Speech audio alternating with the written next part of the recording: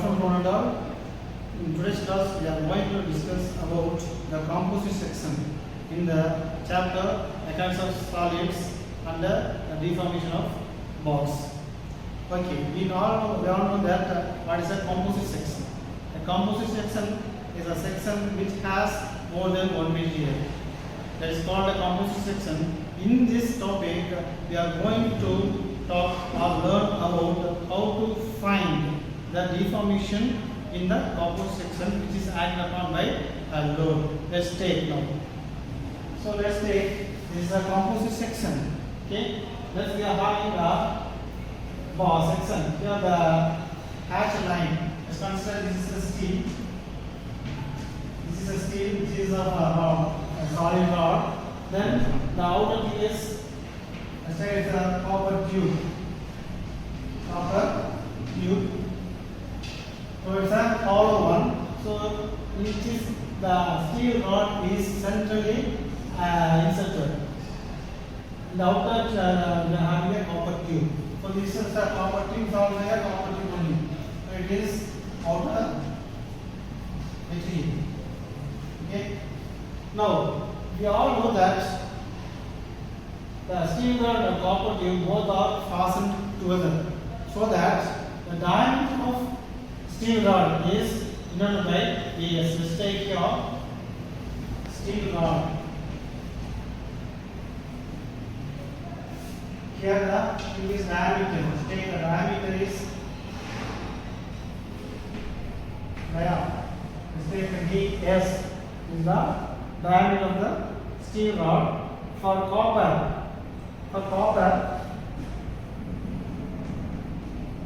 is a hollow one. So we have inner diameter as well as the outer diameter. Take the inner diameter and the outer diameter. So outer diameter is nothing but this is the outer diameter. Okay. So let's take this is a D. O is nothing but D naught. Okay. That is the outer diameter of the copper tube. Then what of the inner diameter? So both the materials are fastened together, so that the inner diameter of the copper tube as well as the solid rod diameter both are same here. Okay. So this is equal to the solid diameter. So outer diameter is given as D. Okay. Now our aim is to find. Okay. Now the composite section is acted upon by a tensile load. Let's take a P. Okay. Now while applying the load P, how the deformation in a composite section? This is the question. Now let's take a consider the length. Consider the length as L. Okay. Here the length of steel as well as the length of copper both are same. Okay. Now I am applying a load. Now we are applying a load on a composite section. What happens? So it acts as a single unit. So it stretches uniformly. Okay. So if 1 mm is going to be increased, so that 1 mm increment is existing in the steel rod as well as in the copper tube. Okay. As well as if it is 2 mm. So 2 mm will be existing both in the steel rod as well as the copper tube. That means nothing but the increment or the change in length towards the applying load as are equal. Okay. So I am telling that here the change in length is same. Okay. So I can say that delta L for steel or delta L for copper both are same here. Okay. Next up, as well as I told that the length of steel as well as the length of copper both are same. So from that I can come to a conclusion. The strain, what of the strain? Change in length by the original length. Okay, change in length by original length. What happens? Strain is equal to change in length by the original length. Okay. So for copper, that is equal to delta Ls by this is for steel. Okay. As well as delta LS by for copper delta LS by LC. Okay. So both are same, delta LS equal to delta LC, LS equal to LC. So from that I come to a conclusion that strain in the steel as well as the strain in the copper both are same. But this concept is existing only when the length of each material is same. Then only this strain is same in the composites. Otherwise, the strain will not be equal, but the change in length is always same for both the material. Next, okay, we can go for another thing is called how to find the length or deformation. That is the other parameter. Other thing is to be found. So to find change in length, we have to find what about the stress, okay, what about the stress in each material, and what about the load distribution in the steel as well as the copper. Okay, now let's take load is, if it is 10 kilonewton is acted upon, what happens, whether steel and copper will take uniformly? No. Based on the strength, the means Young's modulus value difference, this load contribution, okay, is also different. So we cannot say that 5 kilonewton will be shared by steel, 5 kilonewton shared by copper. Okay, so how to find the load? Okay, so the load is same, but the load is, you can say this is the steel load plus copper load. Is the total load is equal to PS plus PC. Okay. So by using this one, let's take one equation. This is the main equation to find the total load. Okay.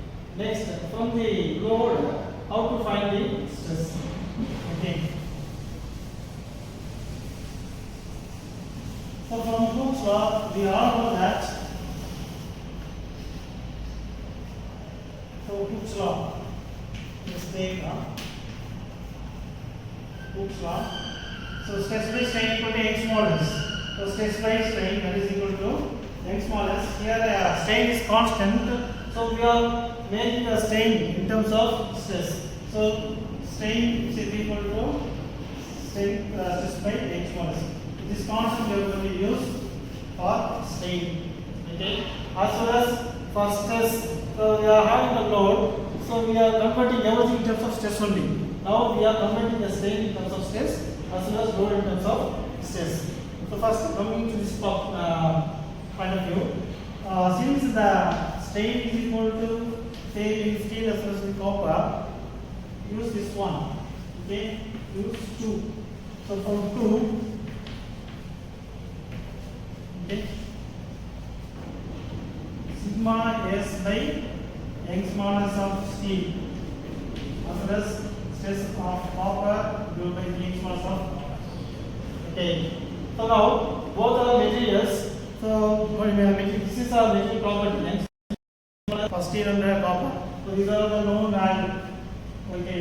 From that I can say that sigma S by sigma C is equal to ES by EC. Okay, so from that I can have one value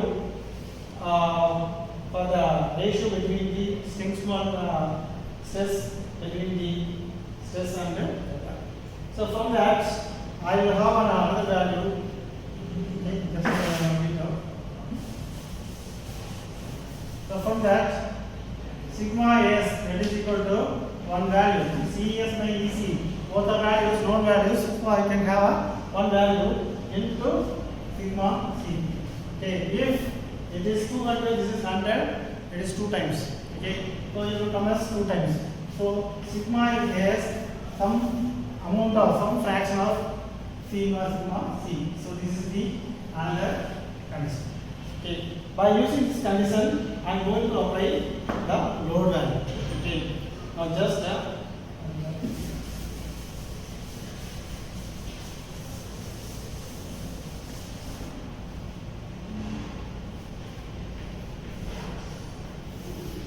the load. Okay.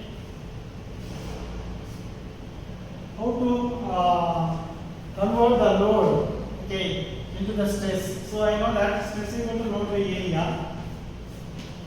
So load is equal to stress into area. That's all.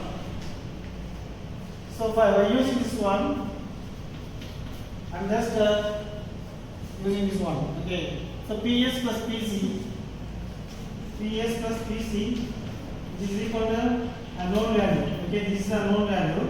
So in PS, I can say that sigma into A.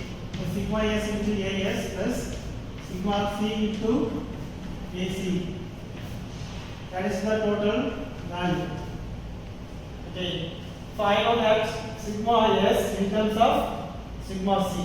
Okay. So here I will make sigma S as a value of sigma C. Okay.